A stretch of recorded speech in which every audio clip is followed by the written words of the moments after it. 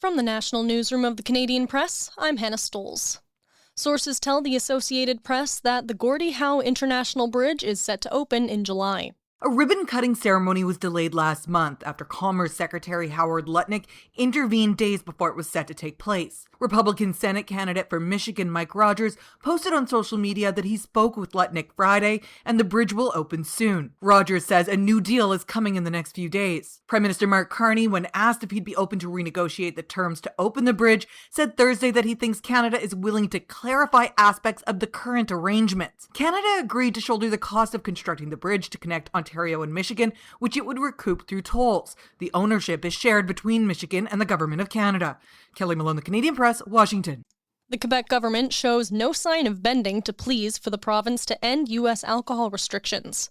California Senator Adam Schiff wrote a letter to Premier Christine Frechette making the request. A spokesperson for Frechette says the measure will remain in place as long as the United States maintains the unjustified tariffs.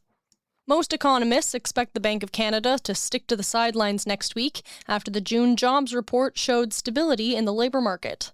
Statistics Canada says the economy added 18,000 jobs last month, good enough to push the unemployment rate down a tick to 6.5%. Andrew DeCapua of the Canadian Chamber of Commerce says the labor market isn't strong, but that doesn't warrant a change in interest rates. The labor market is in a decent position, all things considered, and that'll allow the Bank of Canada and the governors to sort of take a summer break. The Bank of Canada has held its benchmark interest rate steady in 5 straight decisions, heading into its next announcement on Wednesday.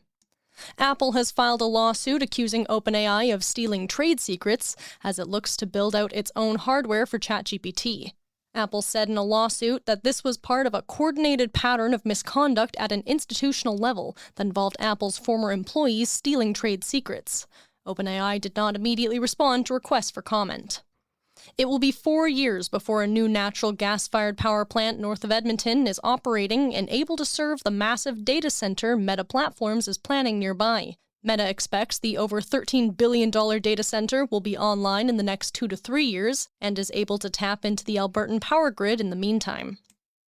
Fernando Balanta says he was on a trip to the landfill in Boston Bar in BC when he and others found themselves trying to extinguish a fire that had started on both sides of the road. He says they stomped on it and even used a frying pan, but eventually they had to call it in. The BC Wildfire Service would later identify the landfill road as the original site of the Brunswick Fire, which is now scorched about 180 square kilometers. This is the Canadian Press. In sports, the Toronto Blue Jays are in San Diego to kick off a 3-game interleague series. The Jays are coming off a dominant 10-0 win in San Francisco on Wednesday that saw starter Dylan Cease take a no-hitter into the 9th inning. Shane Bieber gets the start for Toronto tonight. Ottawa's Gabriela Dabrowski and Brazil's Luisa Stefani advanced to the women's doubles final at Wimbledon. Dombrowski and Stefani broke through their first Grand Slam final of the season after losing in the semifinals of the Australian Open and the French Open. The Toronto Raptors have signed free agent Nate Biddle. He earned all Big Ten third team and all defensive team honors and was a finalist for the Kareem Abdul-Jabbar Center of the Year award. And the FIFA World Cup continues with Spain defeating Belgium today 2-1. The victory means Spain will take on France next, which beat Morocco 2-0 yesterday. From the Canadian Press, I'm Hannah Stoles. Thanks for listening. Don't forget to follow and subscribe. For more of today's top stories, visit thecanadianpressnews.ca.